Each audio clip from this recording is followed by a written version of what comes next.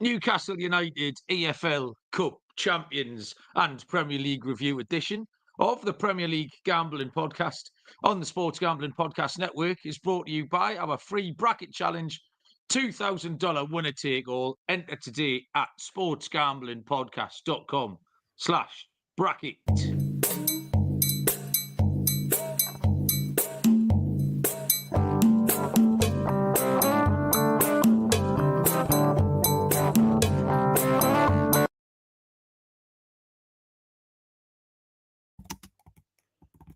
Oh, me lads, you should have seen us gunning, passing the folks along the road just as they were standing. All the lads and lasses there, all with smiling faces, gathered along the Scotswood Road to see the bleeding races. Welcome, everybody, to the Premier League Gambling Podcast on the Sports Gambling Podcast Network. My name is Malcolm Bamford, coming to you from Newcastle upon Tyne, the home of, since March the 16th, 2025, the most decorated club in English football. Joining me to talk about whatever crops up from the weekend just gone is Mr. Barry Penaluna. Barry, hello, sir. How are you? Hey, how we doing? I thought I'd, in a week where things that don't usually happen actually happen, like winning cup finals and things like that, I thought I'd turn up on time for a change. So you might have noticed I was here bang on 10 o'clock, Malcolm. Very, very well done, Barry. I'm very, very impressed. Yeah, we've got absolutely no intention of making any picks tonight. Firstly, there's not much to bet on. And secondly, I couldn't give a shit now about anything anymore. So yeah, you're not going to get much sense out of me. We might briefly touch on the events of the weekend before having a look back over the Premier League, because we picked loads of bleeding winners between us, Baz. But yeah, there is only one place to start. Had a great weekend. Yeah, my voice is just about back. What happened? I went all around the nation's capital on Saturday afternoon, down by the Embankment, Houses of Parliament and all that. I went through Covent Garden just to have a look, really. And then we ended up in Leicester Square, showed Bob the inside of about 9 different pubs. And then Sunday, steady, made my way to Wembley. And I think everybody felt like an unfamiliar sense of confidence about the place. And then the game kicked off. Newcastle United were just absolutely magnificent, utterly dominant from start to finish. 2 great goals. Scenes inside and outside the stadium after the game were just absolutely amazing. I couldn't stop crying. Barry, you know me. I'm a big crier. I cried, I think, 3 times, maybe in the first half. Cried at half time. Cried a bit in the second half. I bumped into Lee Sterry outside the ground. That made us cry. But I haven't seen for about 5 years since we fell out. Just bumped into him, hugged him and cried. Had an ice cream on Wembley Way. And then I settled down a bit. But then 6 o'clock flight on Monday morning, the airport was fucking chaos. It was like a scene out of Platoon. Like, we turned up at the airport about 5:15. There was just Geordies lying about everywhere. So I got home at 8 o'clock, saw Betty and cried. She went to school. I went down to see my dad, cried again. And I think that's about it, Baz. I know you ended up in London town on Saturday afternoon as well for a bit, didn't you? Yeah, I went down just to sort of soak up the atmosphere for a bit. As you see, I wasn't fortunate enough to have a ticket, but wanted to get down and just be a part of it on the Saturday. So I went down, spent the afternoon, evening in Covent Garden and in various pubs, caught up with some good friends who I don't see very often. So caught up with Belly, Greg, Louis, which was nice. And yeah, I had a good afternoon. And then, as you say, like from that Saturday, there was just, you could feel there was a tangible belief from Newcastle fans in the build-up. Everyone had started to feel we had a good week coming into it. Beat West Ham, Liverpool going extra time and penalties, which said could just play a little part. And by Saturday, I just felt everyone was starting to believe it was possible, and there was a real chance that something could happen. Some of it might have been alcohol induced, but I definitely felt Newcastle believed they could win, whereas I think Liverpool fans expected to win. Everything you saw on social media and all of their pundits, mainly former Liverpool players, Danny Murphy, Carragher, and the likes of those, they all wrote us off, gave us absolutely no chance. There wasn't anybody could pick up that trophy but Liverpool in their minds. But yeah, it was strange because I think a week earlier it was all a little bit doom and gloom, wasn't it? With Gordon's suspension, Hall's injuries, and things like that. It just seemed that the closer it got, everyone believed, and then fuck me, it went and happened, didn't it? Crazy. Very much did go and happen. Plenty How of many times, Baz, have you watched it back? Yeah, I'm going to set the total at 6.5, over or under 6.5 times. I mean, if you include like the highlights, then over. I think I've only watched the full 93 times, and then highlights several times. And what I love is that you can still scroll through social media, and the algorithm is still just chucking out loads of content 3 days later, and you can just relive it all again. It's fucking brilliant. I love it. Yeah, I completely agree, but I mean, like you, sort of lots of emotions, and it was the same here. Even Helen was shedding a tear, and she's not even from Newcastle. Oh, really? So we was looking at her and saying, "What are you crying for?" Just like, I've never seen you cry before. Helen's bubbling away as we picked up the trophy. It was good to see. So yeah, it's one of those things, isn't it? It's all new to us, isn't it? Let's be honest. I know, like, I'm not so silly as to understand that because we won now, everyone's attributing the confidence and the feeling to the fact that we won, because you can only say that because we won, and it might not have had anything to do with it. We did feel better. I've made a conscious effort to turn myself around after the last time, and then I said after Bruno's interview on the pitch against West Ham on Monday, and he said, "Be the difference." Didn't he? He said the fans can be the difference. So that became our unofficial motto over the weekend with all the lads. I was getting on everyone's tits. Just that's all out you get anyone. All I would say to anyone was, be the difference. Are you being the difference? While I woke them up in bed at 7 o'clock in the morning with a slice of watermelon. I went out the shops at 7 o'clock in the morning on Cup final day because I was just too excited. I bought 6 custard tarts and a watermelon from the local Turkish shop. Came back and annoyed everyone with that, just telling them all to be the difference. And then I was at about 5. We stopped on the train. I hadn't seen a Liverpool fan all weekend, and then these 2 Liverpool fans got on. But clearly not from Liverpool fans. Posh hair. They had proper posh hair. And it was immediately, "Oh, Hamish, I hope we win today." "Yes, Toby, I hope we win too." And that set us, everyone, we went from a 5 to a 9. We were then, "Oh, fucking come on, let's get into these." And then drowning out "You'll Never Walk Alone" sent us from a 9 to a 10. And after that, it was just absolute mayhem, Baz. But I want to take you back, Barry, to the second round tie, Nottingham Forest against Newcastle United, when Newcastle won on penalties in our first game of this trophy run. I was there in the away end, wasn't I, Malcolm? You might remember. Yeah? Can you remember what happened that night? Yeah, I was there. Specific. I was. You were there. You were at the match. I was in attendance. Tonali made his return. Sean Longstaff scored the winning penalty. Yeah, something more pertinent than that, Barry. More pertinent than that. Joe Willock scored in the first couple of minutes. More pertinent. Yeah. What's happened that night, Barry, is that kid asked Matthews to look after his glasses while he went across to Aldi to buy some home brand jammy Dodgers. That is what happened that night. And that can only be the difference. That's what's made the difference. So we weren't the difference. That kid going to the making Kev look after his glasses while he went into Aldi, that was the difference. So yes, we're trying not to bang on about it too much, everybody. Callum is very bravely joined us in the chat. Callum, thank you very much. Loads of people have sent nice messages, by the way. I think it's a football thing. If you know genuine football fans, if their team does well. We said this about West Ham, didn't we, when they won the Conference League? Like, you couldn't begrudge them. You had to be happy for them.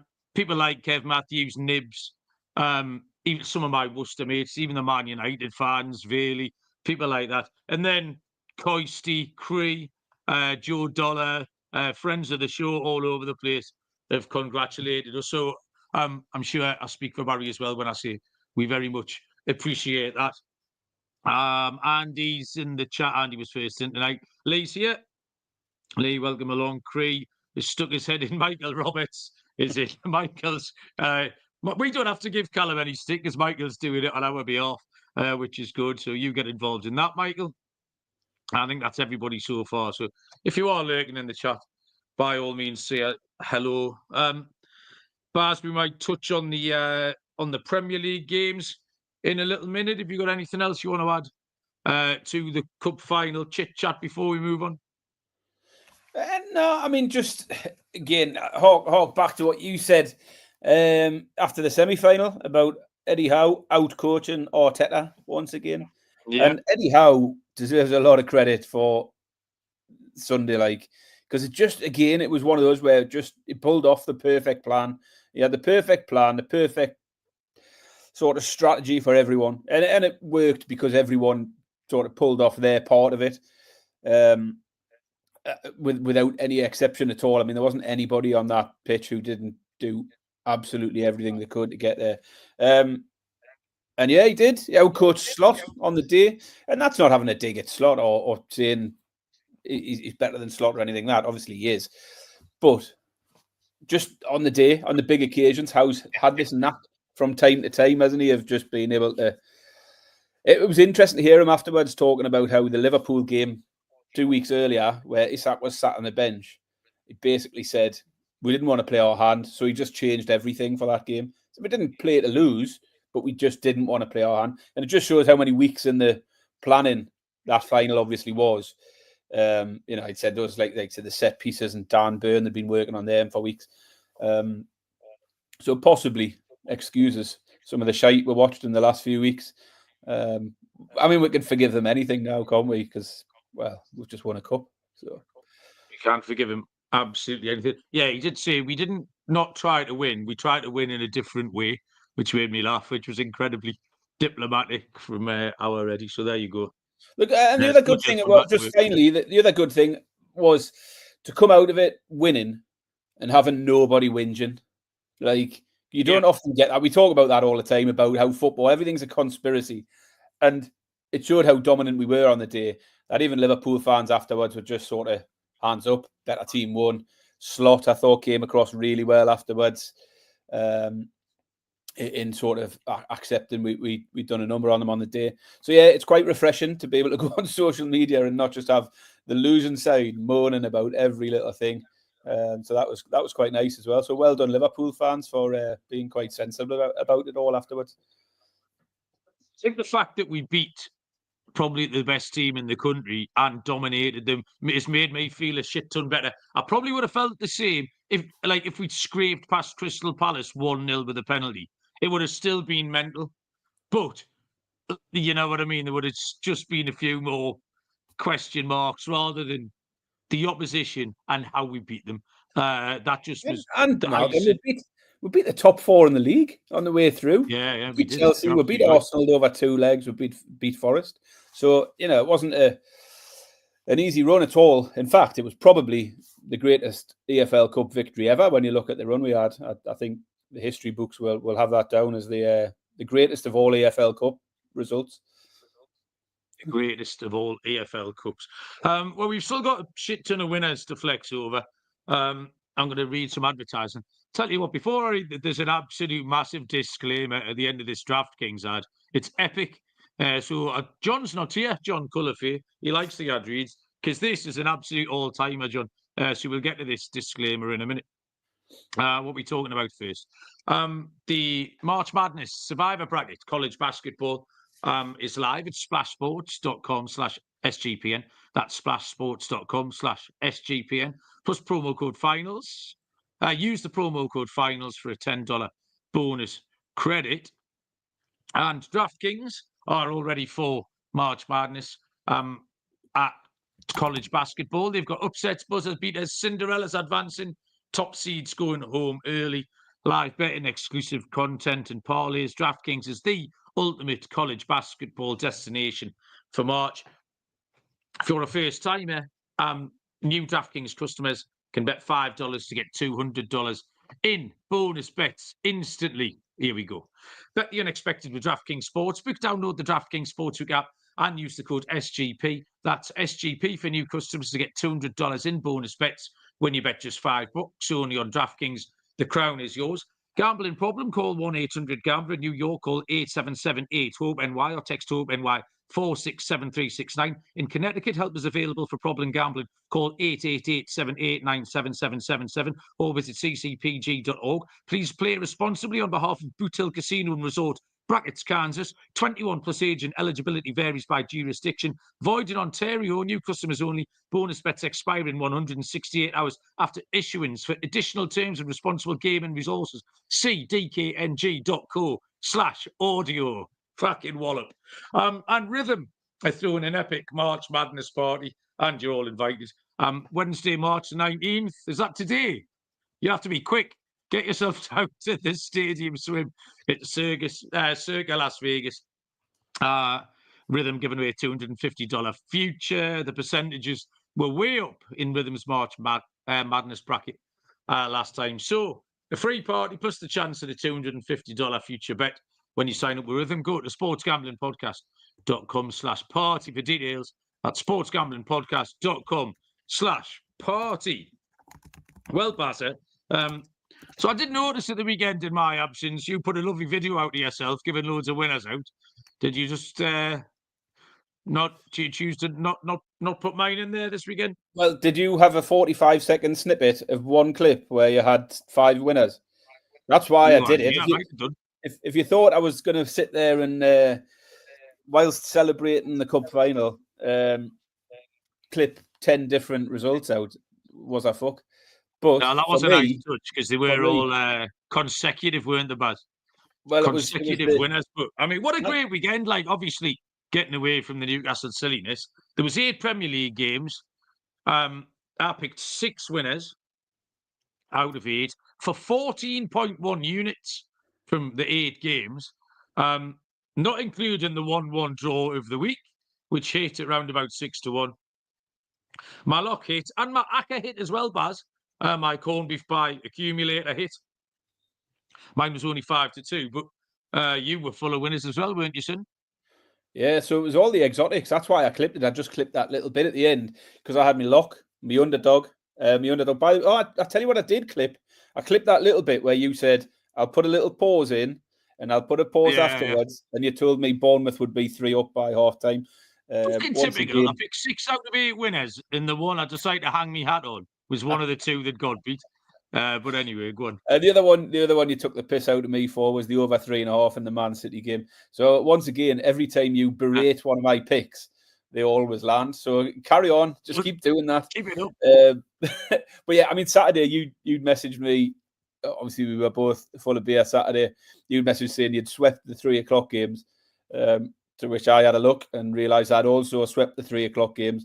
And normally would be clipping the hell out of it and putting it all over social media. And obviously, neither of us could be arsed with that. I then went and got Brentford as my underdog, 3-1 in the late game. My lock was the Wolves team total. I hit my Acca 7-1. Fuck me, that Acca. Leicester, Ipswich, and Southampton all to lose. How are you getting 7-1 for that these days? 7-1? Didn't I've taken that about 4 weeks running? Absolutely unbelievable. You'll not get 7-1 for it next week, whoever they're playing. My scorer, I put Bruno Fernandes out. That was 12-5. Anytime, 13-2 for last goal scorer as well. And even my cup final picks. I mean, I hit a winner because I said Newcastle to lift the trophy at 12-5. I said, I took Newcastle at 8-1 to score 3 goals. How that's not hit, I'll never know. That was unfortunate. And the other one was unfortunate. My sort of sensible pick was the under 2.5 goals, which, got done by a late one. But even the EFL Cup finals, I picked the winner with Newcastle to lift the trophy. Fairly straightforward weekend. And as you said, really, really good weekend of picks. from both of us for a change. I'd been a little bit of a poor run of form, to be fair, so it was nice to bounce back. I mean, in terms of eye catchers, Baz, just on the results, I mean, that Nottingham Forest price, even money over Ipswich. I think the first time I looked at the scores was like 3:30 and it was 3-0. And you're thinking, holy shit, man, even money was a ridiculous price. Man City continue to wobble. They're just not very good at the minute. Like Brighton were more than good value for money for that draw. Southampton dog shit. The Bournemouth-Brentford one, I mean, it was 1-1 with 20 minutes left. Semenyo hits the bar. But equally, I was playing at 7-10 and you were playing at 100-30. So the fact that it was 1-1 with 20 minutes left still makes it a much better pick from you. Bournemouth have dropped away a little bit. Arsenal, the unders was just like finding money in the street. I didn't know where else that could go other than under 2.5 for Arsenal. I got Tottenham wrong, but you have to play Tottenham on that system. Tottenham and Bournemouth were my two losers. Man United team total over 1.5 possibly could have been a bit braver because I had said they'd scored 3 goals every time they'd played a bottom 3 team this season. And sure enough, they did it again. So winners all over the place, Baz. But it was not wanting to hark back. A great weekend for Newcastle in terms of the league. In terms of qualifying for the top for the Champions League, top 4 or 5. Chelsea lost. Manchester City and Brighton cancelled each other out for a point apiece. Bournemouth lost. So I just thought I'd have a look at the prices here, Baz, for the top 4 and the top 5. So the top 4, Manchester City are 4-6, minus 150. Chelsea 5-4, plus 125. And Newcastle 9-4, plus 225. And to finish in the top 5, Chelsea 1-2, minus 200. Newcastle 4-5, minus 125. And I think in both of those markets, you have to take Newcastle. Like, I think coming out of this weekend, there's a couple of things here. And these are sensible betting angles, by the way. We haven't just gone stupid. Newcastle guarantees European qualification with that win at the weekend. So they're definitely in, at a minimum, the Conference League. So that takes a little bit of pressure off. You could say that winning that tournament at the weekend puts a team at a crossroads. They can absolutely phone it in for the rest of the season. Or they're going to use that and knuckle down and go for it. And knowing what I know about this group of players and the manager, it's going to be option B. It'll absolutely be foot to the floor now. They'll be full of confidence. All the good players are fit. Anthony Gordon will come back into that team. We've got I look at the fixtures here, actually. I mean, there's no jeopardy for Newcastle either, by the way. Like I said, they've already qualified. There's absolutely no jeopardy. They're 2 points behind Chelsea with a game in hand. 1 point behind Man City, I think. We play Chelsea at home, and we know how good we are at home against the teams around us. And we've got 4 home games against bottom half teams as well. I think there's going to be a complete focus to finish strong and finish top 4 or 5. We just said you can't trust Man City. And Chelsea have absolutely lost it. Chelsea have completely shit the bed. Like, gone. They had 2 tap-ins recently. Who did they beat? Southampton Leicester and Southampton. Leicester. Yeah, 2 tap-ins. And they weren't great in either, but they won them. But I tell you what, they look absolutely bang average at the minute. And they're regressing. Where, like I say, I just can't see Newcastle doing anything else but putting the foot to the floor over the next few games. So top 4 at 9-4, if you want to be a little bit safer. Top 5 at 4-5, Baz. Look like a great price to me. Yeah, I mean, I think Chelsea, it still amazes me that Chelsea are up there above us, given how poor they've been. I like the banner at the bottom there. Nice touch. But it's the queue in behind is obviously a factor as well. And there is a lot of people, a lot of teams fighting it out. I'd fancy us to get it, but I'm just not that interested at the prices, to be honest. Because who gives a fuck? I mean, we let's be honest, we won Champions League, and it makes it that bit easier to hold on to the players that we need to hold on to if we do get it. So yeah, I can't believe Chelsea. I think Chelsea will drop out of it. I think Forest will have enough now to stay in the top 5 because they don't look like letting up. City, you just never know from one week to the next. But yeah, as you say, really, really good weekend for us with Chelsea, City, Brighton, plenty of teams around us all dropping points. So that game in hand's looking nice now. Yeah. Well, Baz, I've got absolutely fuck all else to say about anything. Do you have anything you want to talk about, or should we just let the people go and we'll consider putting a show together later in the one thing I am doing, everyone, don't panic. I think since the finale, the grand finale of Battleships, very dramatic, Barry won, and congratulations to you. There's been a void in the show. It's noticeable, a yawning chasm in the content here. And I'm working on a replacement. That's all I can say at this point.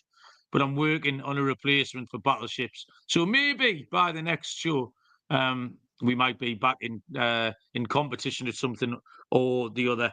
So I will say that, Baz. But yeah, we'll make some picks. Well, I don't know, Sunday night, Monday. We'll find something to talk about.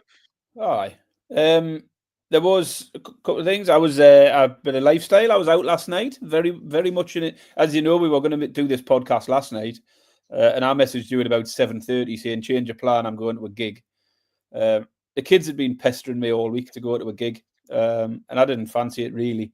But we ended up picking up cheap tickets on the night. A load of people were trying to sell tickets. So we went to see the Wombats at Nottingham Arena.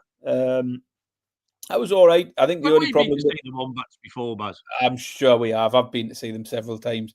I remember there was an inflatable wombat hanging off the ceiling that filled up at the end, massive. Quite probably, yeah.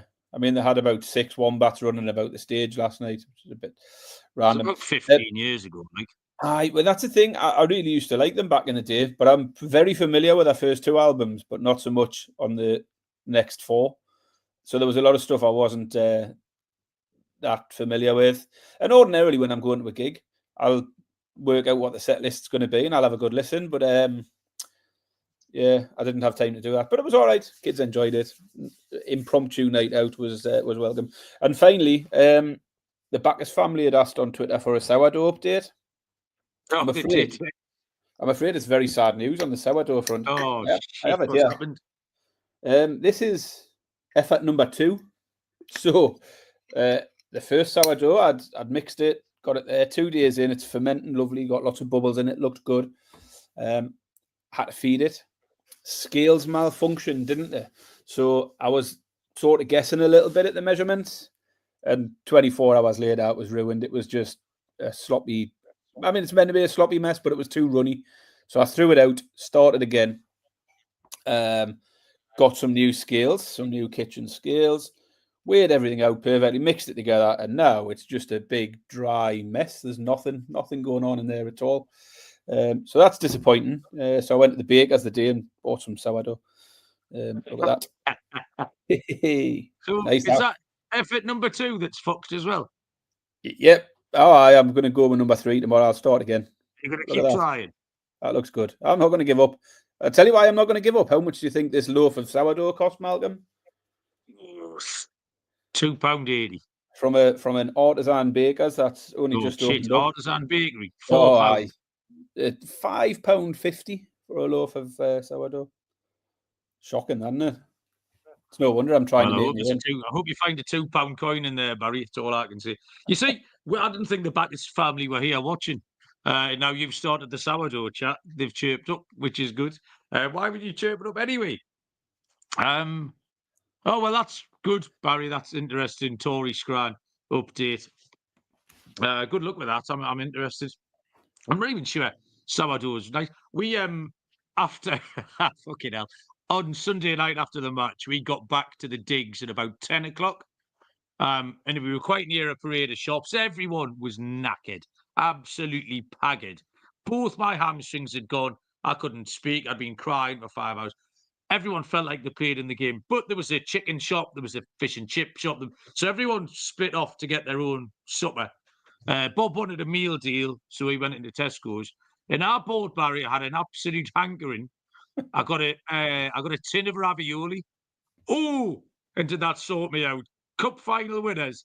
I knew there was bread in the house, so I had a tin of ravioli on toast. It's 10:30 on Sunday night after the cup final with a whiskey. I had a Jameson's with ravioli on toast, Barry, and it was the greatest meal I've ever eaten. Absolutely top class. Everyone was coming in with their buckets of chicken and pizzas and were immediately jealous of my ravioli on toast. It just looked absolutely top class. I'm not sure anyone was So yeah, jealous there of you that. go. Nobody was jealous, Malcolm. Don't They believe are, it. mate, they were top class. Right, okay then. We somehow managed to drag that bollocks out at 31 minutes, which is a good effort. Right, we'll get back on it. I promise everyone this is the last you'll hear of Newcastle winning the cup, and we'll make some picks, etc. next time. Thanks everyone for enduring that. Thanks everyone for what's the word I'm looking for? Indulging us. That's it, Barry. Thanks for indulging us. And those who did send nice messages, we do appreciate it. We'll be back whenever we're next scheduled. But until then, we'll see you all down the road. Cheers.